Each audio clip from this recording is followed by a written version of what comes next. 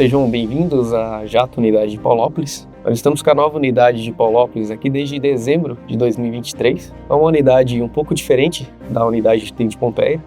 Jacto. O pessoal pergunta muito por que a empresa chama Jacto, né? É devido ao primeiro produto que o nosso fundador fez, que era a polvilhadeira. Esse primeiro produto nós chamamos de polvilhadeira porque na época não existia o líquido, só existia o pó. E esse foi o primeiro produto que ele fabricou. Era uma mochila costal, onde ele bombeava essa mochila e saía um rastro de pó na plantação.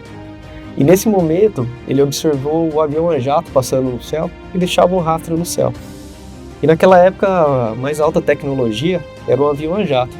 E ele associou essa tecnologia do avião com o produto dele e a partir dessas observações ele decidiu colocar o nome da empresa de Jacto. O trevo, né, o nosso logo da empresa, ele é um brasão da família Nishimura há mais de 500 anos.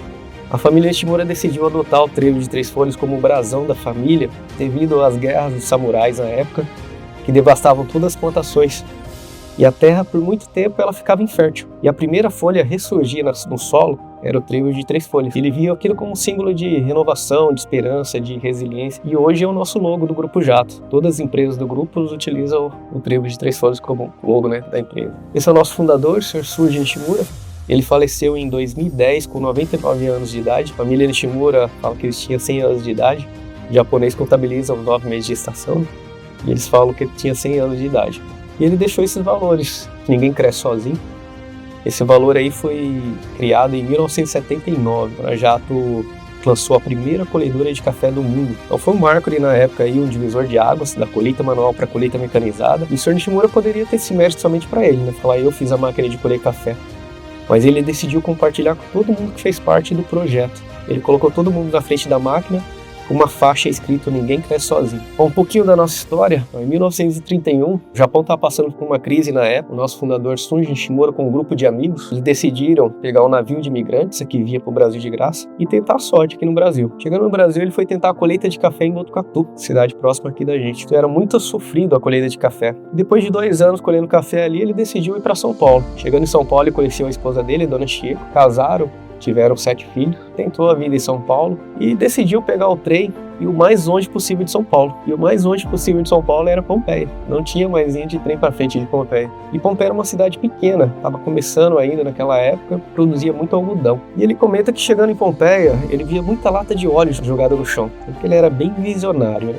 Ele decidiu pegar essa lata de óleo, colocar uma alça e vender como caneca. E ele fala que ele sustentou a família dele durante 2 anos fazendo essa lata, vendendo essa caneca. E com o tempo ele foi um pouquinho mais ousado. Ele era formado em técnico mecânico, ele decidiu colocar uma placa na frente da casa dele, escrito "Conserta-se de tudo". E foi onde levaram uma máquina importada para ele, era uma polvilhadeira, e ele viu que aquilo era bem cômodo. O pessoal caía por cima, era frontal, caía por cima, se machucava. E ele estudou aquela máquina e decidiu fazer uma polvilhadeira costal. E foi onde ele fez o primeiro produto da Jato. E a dele ele garantia, se quebrasse, ele arrumava de graça. Foi onde ele começou a fazer os produtos da Jato, o primeiro produto.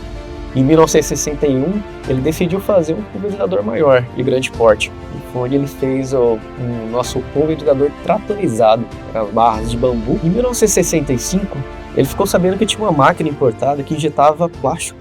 E o plástico ele era bem resistente a esse produto químico.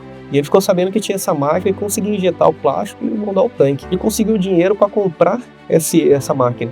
Mas só que na época o imposto era um imposto compulsório e ele não tinha dinheiro para pagar esse imposto. E ele conseguiu uma audiência até o presidente, naquela época fazia o presidente de Castelo Branco, e o presidente viu que era bom para o Brasil, isentou ele desse imposto e ele conseguiu trazer essa máquina para o Brasil. E ele começou a injetar os tanques no pulverizador. E com o tempo, em 1982, o nosso fundador já estava com 70 anos de idade, ele decidiu deixar a presidência para os filhos assumiram a presidência, mas ele falou que queria deixar alguma coisa para o Brasil. E ele falou que dinheiro era uma coisa que sumia, mas conhecimento não. Conhecimento era uma coisa que ninguém poderia tirar. E ele decidiu abrir a Fundação Suji Nishimura de Tecnologia com curso de técnico agrícola. E temos um Senai com cursos profissionalizantes para atender nossa área fabril. Temos uma escola de ensino médio dentro do campus lá para crianças, né? E o Museu Suji Nishimura também fica dentro do campus da Fundação.